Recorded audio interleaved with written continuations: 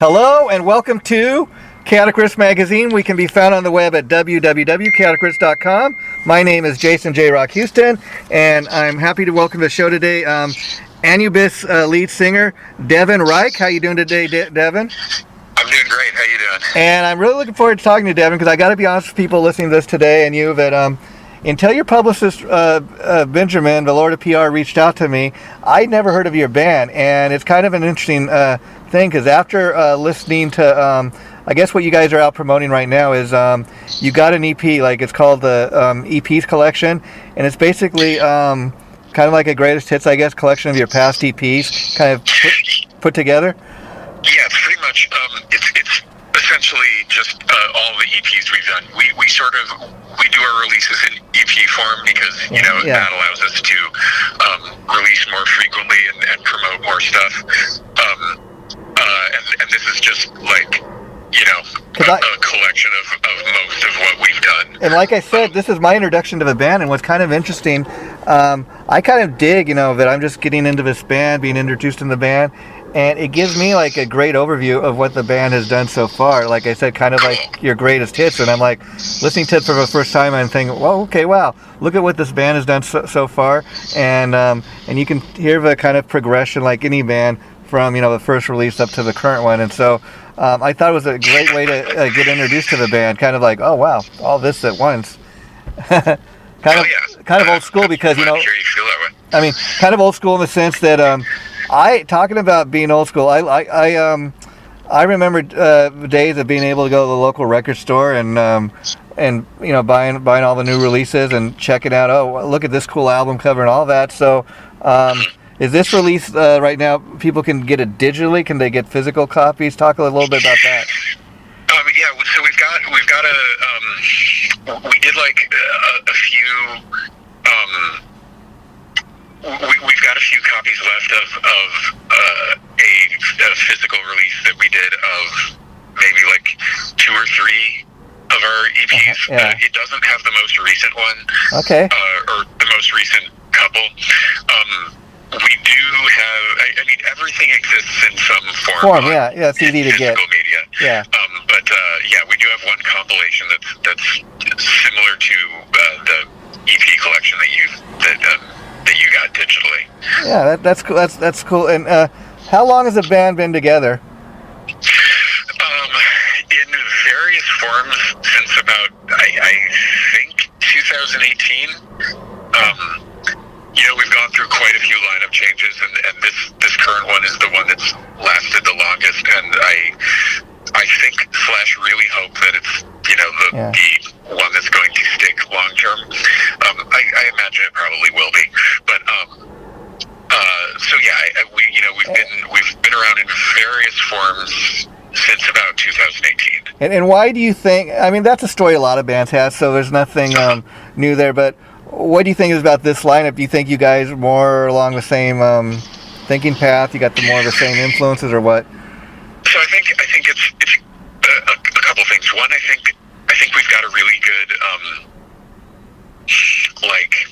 we've got a good thing going in terms of like we're actually friends in real life, and we that helps, hang out as much as possible and stuff. Second, I think this is our main project. Yeah. I think one of the problems that I had before was I would always I would sort of go to anyone who showed any interest. I got you. Even if they were like, oh yeah, I can do this as like a side project from my main thing, and that is never really a good idea. Yeah. Even if it seems like it at the time. So there's that. Everyone is focusing on this as their main or only project. And I think these guys are just really they have a really good work ethic. Yeah. Because we do EPs instead of albums, we're trying to record fairly frequently, and so it means always being in a perpetual state of writing songs and learning songs and recording songs, and there are just some people that are that is not the work schedule that they have in mind when they want to be in a band. And I mean, is this your job in the sense that this is really what you do, or like a lot of working musicians, do you guys all have day jobs and you have to work? Of course. Yeah. Yeah. There's no way in hell we make money off this yet. Yeah. Hopefully someday, but And I guess the next obvious question is, talk a little bit about the band's name, because that's another thing that kind of caught me up. Like, what is Anubis? What is Anubis? What does that mean? What is that word? So Anubis is the Egyptian god of death and the underworld. He's like a man with a jackal head, and I believe that I'm not super up on my Egyptian mythology, but I believe that what he does is he weighs your heart on a scale when you die, and if your heart weighs more than a feather, then you get sent to the Egyptian hell equivalent. Wow. If anyone who knows Egyptian mythology will probably be able to get a ton of the details. Yeah, so that's something. Things that I'm wrong about the details, but so that's not something that comes up in everyday conversation. So how did you get turned on to that, or how did you first get exposed to that? Well, I've been into mythology my entire life. Okay. I was into Norse mythology when I was 8 or 9 years old, and then Greek mythology and Egyptian mythology and Buddhism and just all that from a very, very young age. But I actually didn't come up with that name. One of our old guitar players came up with it. Okay. And I liked it for a couple of reasons. One is that it starts with the letter A, which means that it's going to be on the top of any list. Very smart. See, people don't even think of that when coming up with a name. Yeah. And the second is something a friend of mine by the name of Ronnie pointed out, which is that band names with 3 syllables are the easiest to chant in a crowd.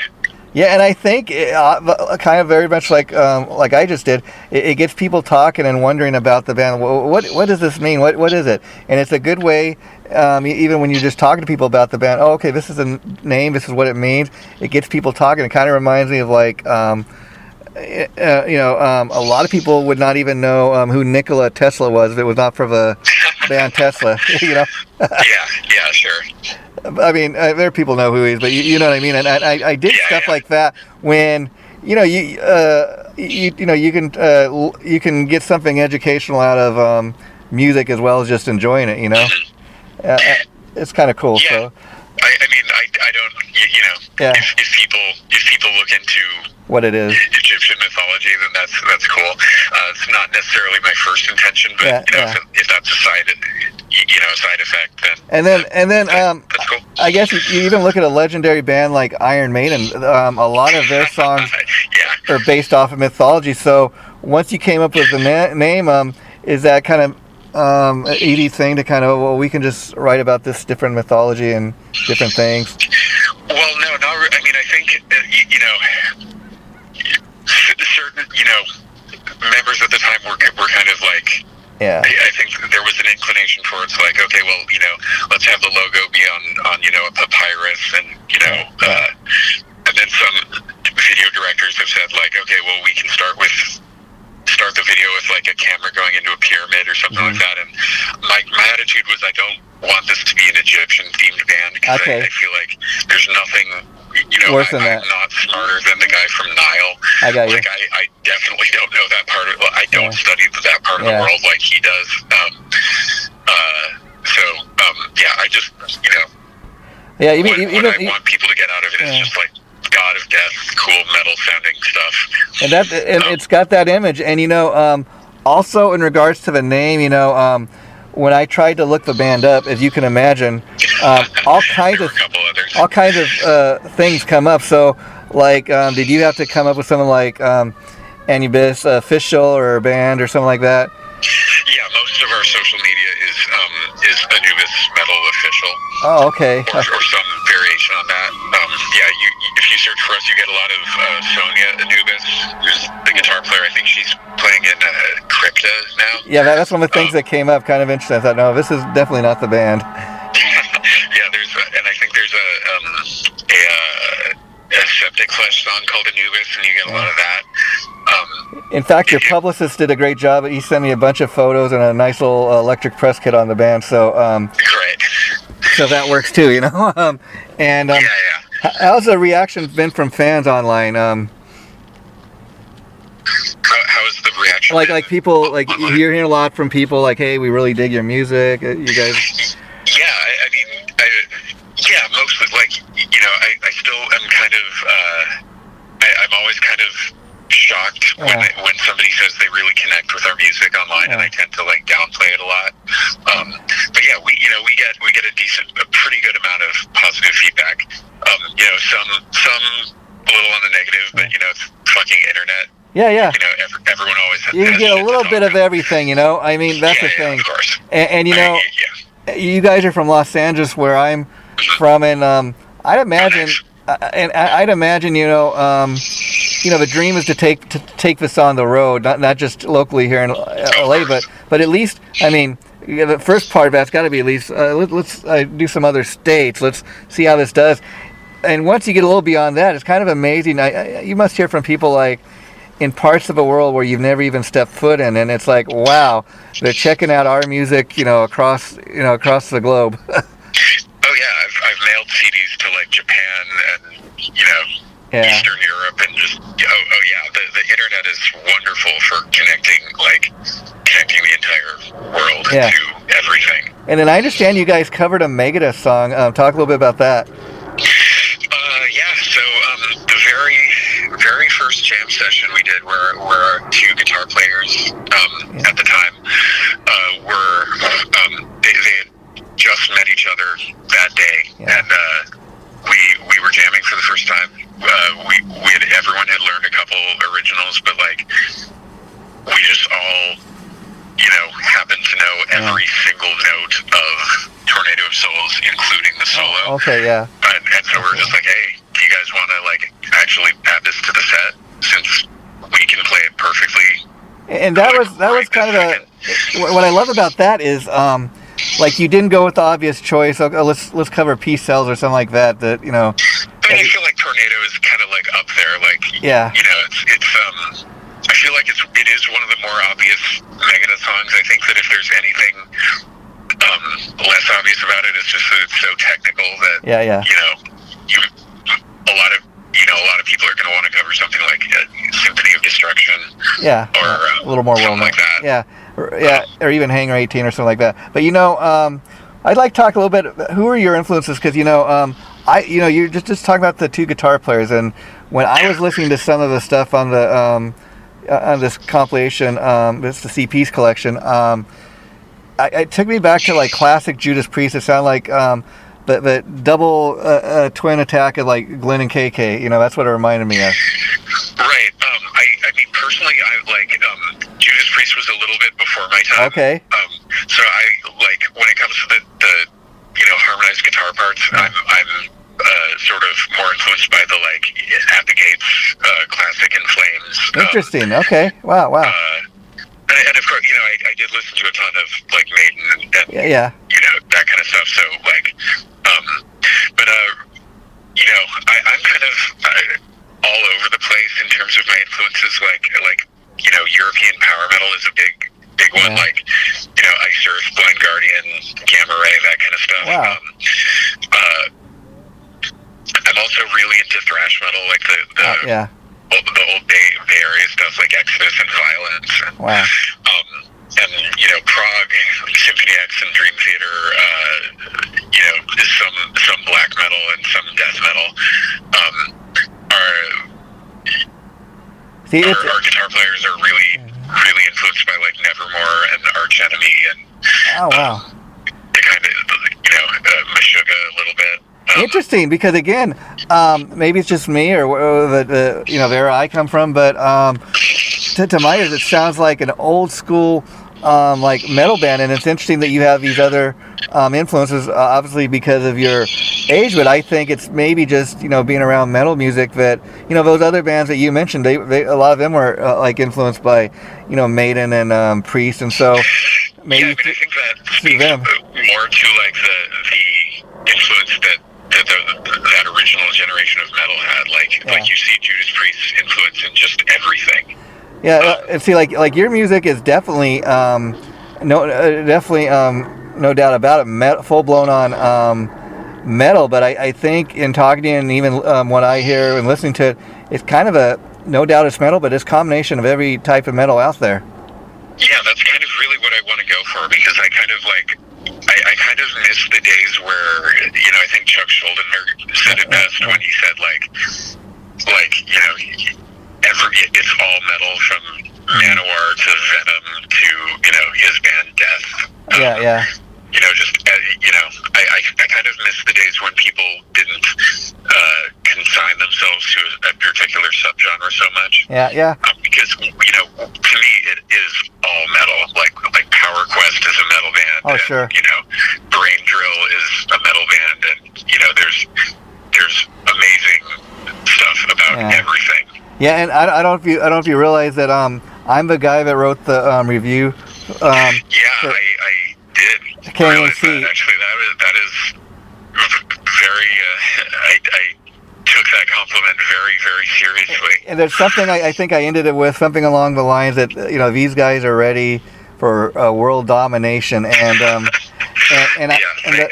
really appreciate that. And the point is, I think once more people start here in Los Angeles, being aware of the band, hopefully you start getting a little more gigs. But I think beyond that, this music you guys are creating really has the power to be appreciated by a world audience. I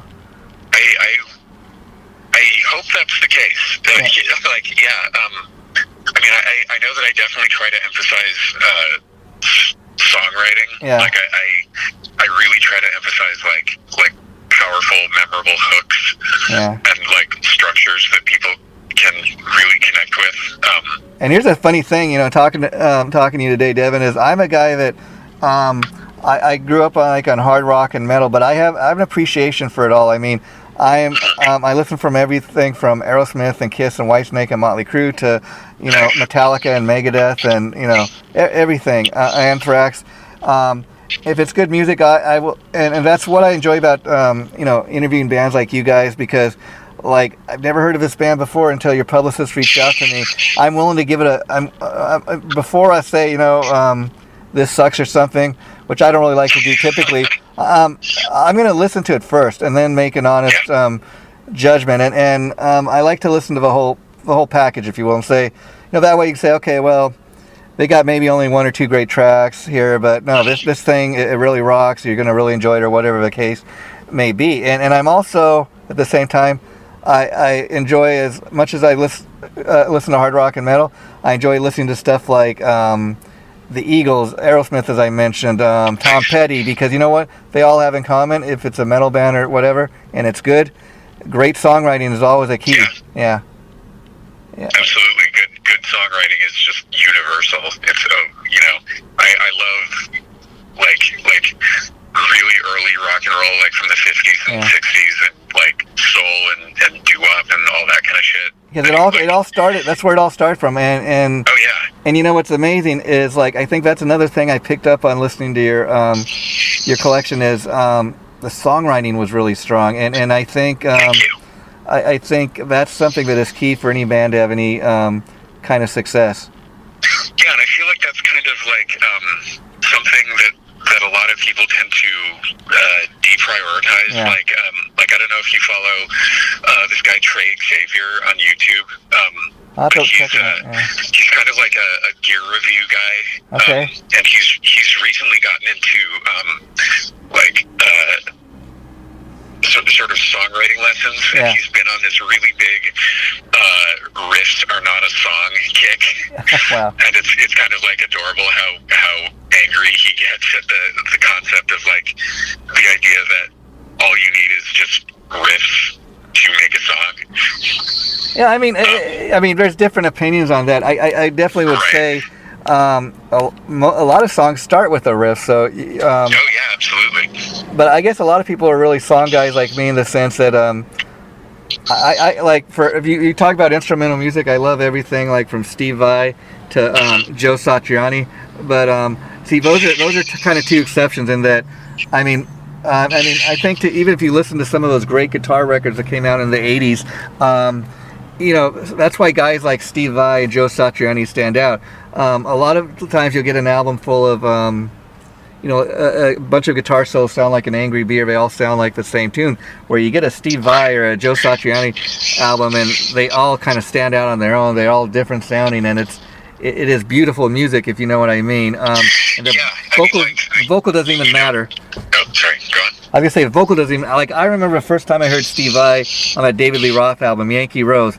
Before Dave even sings a lick of a vocal, Steve is talking to you with his guitar. Yeah, I mean that's like a thing that.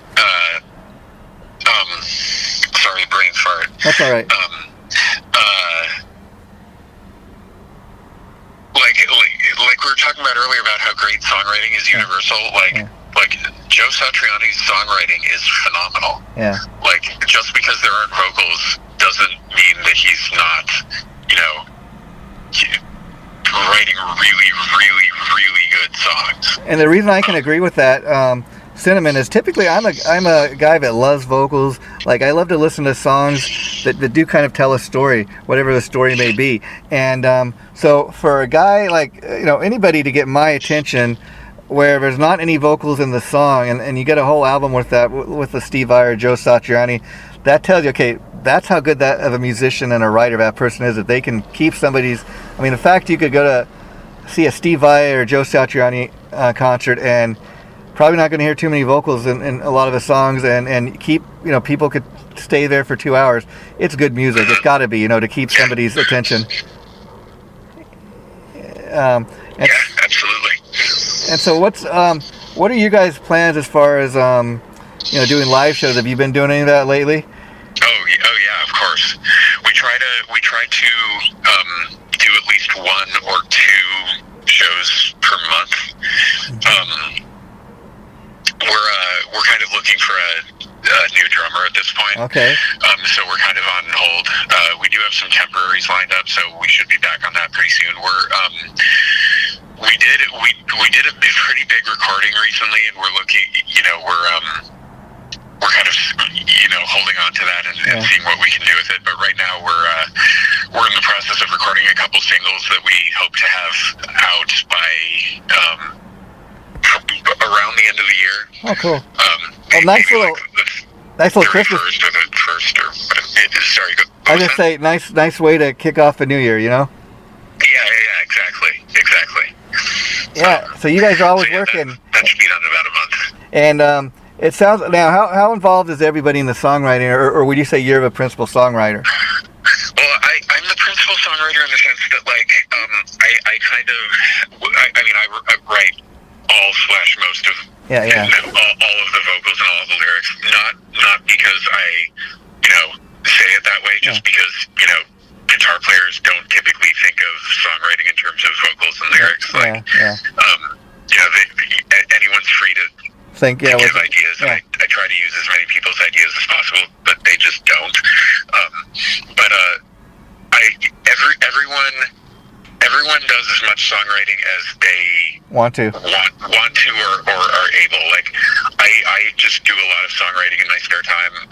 But on most of the recent EPs, like, everyone has one song that they kind of at least provided the seed of. Yeah, I mean. So yeah, pretty much every member is actively involved in the songwriting process.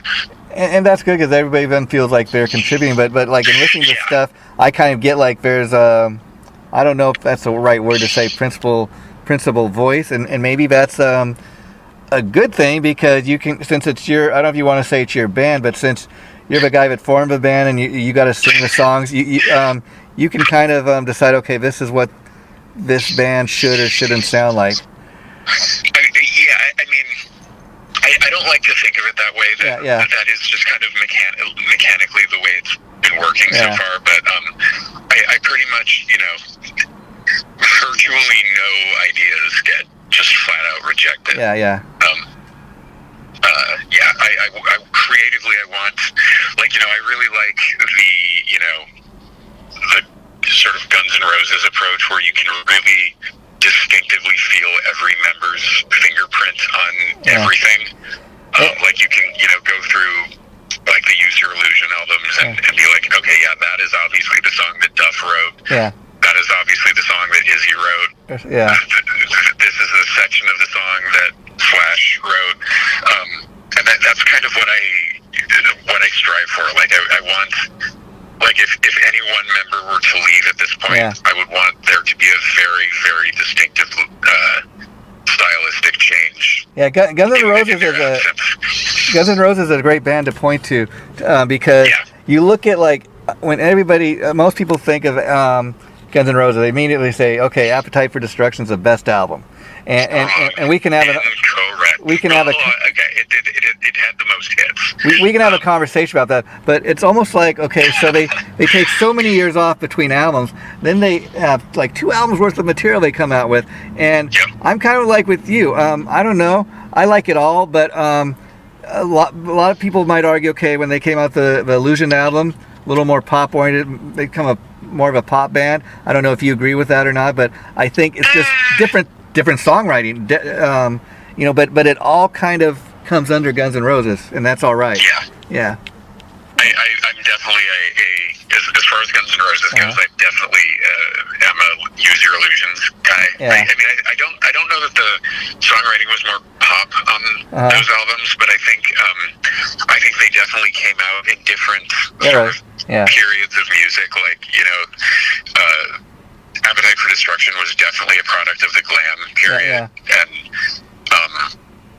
the Use Your Illusions were definitely more a product of the 90s. Yeah, it's kind of interesting because Guns N' Roses, like even themselves, when they talk about Appetite, I think it's this image everybody has of Guns N' Roses from 1987. Like, oh, they were so raw and in your face, and they were, they were like a street band, and then they come back and they're all poppy and they're doing these commercials. Same thing with Metallica. Now, you mentioned being heavily influenced by those Bay Area bands, and Metallica was definitely part of that scene. So I got to ask, first of all, how big of a Metallica fan are you, Devin, and what did you think when they came out with the Black Album? Because very much like we're talking about Guns N' Roses, Metallica, they cut their hair, they've gone pop. Well, I mean, I think, I was way too young to be into metal or even music when all that really happened. But Metallica is the band that got me into music, and not that like metal, and they were definitely my favorite band of all time. But honestly, I think the Load albums are great. I think that they're a little, in some ways, they're a little dated. Like there's some songs that the vocal delivery sounds like somebody making fun of the way people sang in the 90s. And it's kind of hard to listen to for that. But I personally really like the fact that they did, 4 perfect metal albums, and then that's all you get. Like, I like the sort of bittersweetness of the fact that I want more Metallica thrash songs and can never get them. Like, to me, that's much more preferable than bands that put out the same album for 20 or 30 years, and it just gets less special with each successive release. But I thought the Load albums were great. I mean, at the time when I was a kid, I was obviously like, oh, this sucks. But I've definitely come to appreciate them a lot more. The song off Load, or not so much. Yeah, but the song off Load that a lot of people didn't like, but I actually kind of dug. It was a little more poppy. Was Hero of the Day. I just thought that's a phenomenal song. I love that song. I love that song. I don't know what it is, but maybe it's the hook of a song that gets me. But the Black Album too. Overall, great song, and it's funny that 30 years later, those songs all stand up. They love them or hate them. They do not sound dated. I mean, I think the Black Album kind of sounds less dated in the sense that he wasn't singing like, ooh, like, I don't know, that singing on Load was just so 90s. I think that's what they were trying to do too. That was the goal maybe, and I don't know, but I will end the interview with this, Devin. Again, I just commend you because again, I think thank you. there's no doubt that you guys are a great metal band. I think just more people need to know about the band, and I think your songwriting is really spot on, and just keep doing what you're doing, because again, I'm just introduced to the band for the first time through this great collection of EPs, and I'm like, wow, that's what these guys have done. I can't wait to see what they do next. Well, thank you very much for the kind words. That means a lot. Well, that's what we love to do, is kind of spread the love for great new bands like you guys, and make people aware of that you guys are out there. Thank you. That is very cool. And before we wrap it up, you want to let people know where they can find you online? Yeah. So I believe if you know the URL for or how to type the URL for Linktree pages, our Linktree is Anubis Metal Official. If not, just go to our Instagram. It's at Anubis Metal Official. That's no spaces or underscores or anything like that. And you're on Facebook, right? Too. Yeah.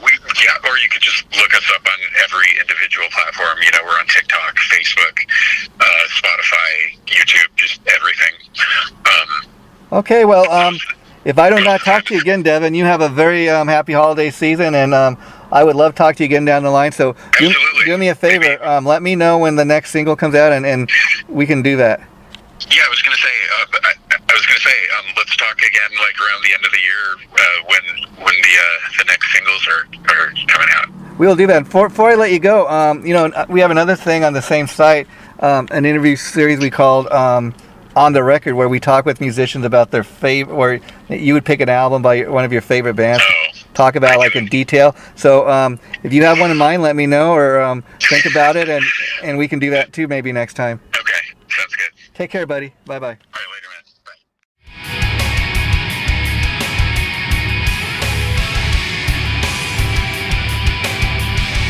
Chaotic Riffs Magazine.